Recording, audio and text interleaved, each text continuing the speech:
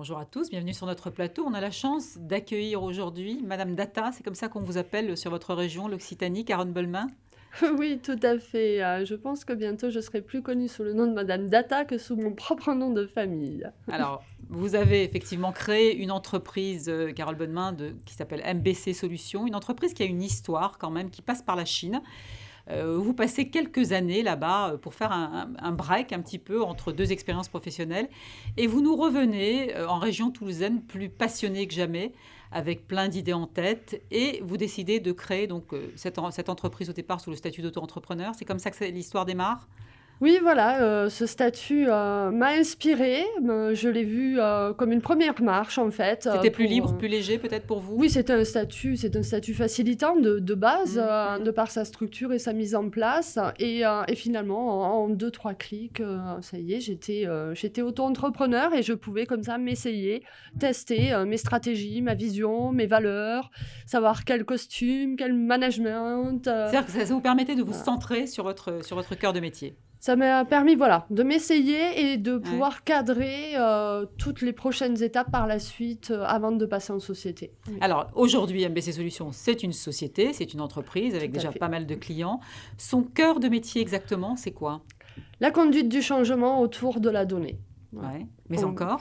Donc on est vraiment sur tout ce qui va être la RGPD, l'accompagnement autour du big data, des leviers d'intelligence artificielle afin de monétiser et de capitaliser autour de tout ce stockage de données que nous avons. Ouais. Et Tels dont les des... entreprises ne savent pas toujours quoi faire, hein.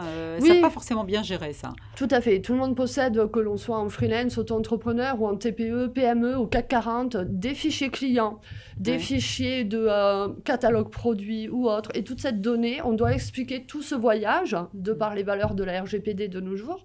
Mais il faut aller plus loin et il faut essayer d'aller monétiser cette donnée, qu'elle nous rapporte aussi de l'argent, qu'elle valorise notre business model. Est-ce que c'est lourd à gérer pour une entreprise, ça? Est-ce que, bon, j'imagine que vous les aidez énormément, mais est-ce que c'est très intrusif? Non, c'est pas intrusif étant donné qu'on se base déjà sur les outils de CRM déjà Ouais. déployés qui aident à gérer la relation client. Ce que l'on va faire, nous, en fait, on va valoriser et on va optimiser tous les résultats. Le Mm. but n'étant pas de toujours optimiser le chiffre d'affaires, ce qui ne fait que du chiffre, mais plutôt d'optimiser les bénéfices, la marge, ce qui va être l'oxygène de valorisation de Ouais. l'entreprise. Alors on dit de vous, en dehors effectivement de vous appeler Madame Data, que vous êtes une entrepreneuse atypique. Comment ça s'exprime au quotidien? Pourquoi atypique? Atypique, parce que j'ai tendance à me laisser passionner par tous les sujets complémentaires autour de la Donc c'est digitalisation. plutôt pas mal.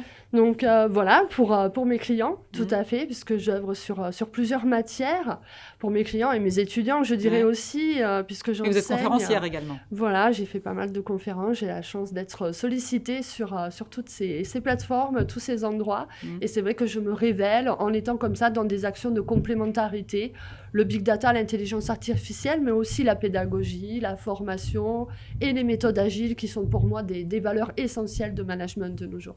Et alors ces expertises à forte valeur ajoutée vous ont permis même de vous ouvrir à l'international, parce que même vous discutez même avec des ministres africains. Oui, oui, oui, c'est vrai que c'est assez drôle quand on est en société depuis peu de se dire qu'on est déjà en train de parler avec des personnes haut placées. Ouais. Le Et network fonctionne bien. voilà, Mm. moi j'ai l'habitude d'être sur LinkedIn, c'est vraiment mon réseau Ouais. favori de prédilection, c'est mon outil de gestion de la relation client, c'est Saint LinkedIn, Et ça vous ouvre comme des je dis. portes. Et voilà, avec Ouais. une stratégie de sens, une stratégie du pourquoi, une stratégie de valeur. Et bien évidemment, on en a énormément besoin de nos jours, d'avoir du valeur dans nos actions, d'avoir des valeurs dans nos actions. Donc je trouve que LinkedIn est vraiment un outil qui nous permet de mettre en avant ces stratégies, de mettre en avant cette bienveillance, cet altruisme, avec les définitions qu'on veut y mettre derrière. Alors, les prochains chantiers, c'est où? Abidjan? Voilà, Johannesburg?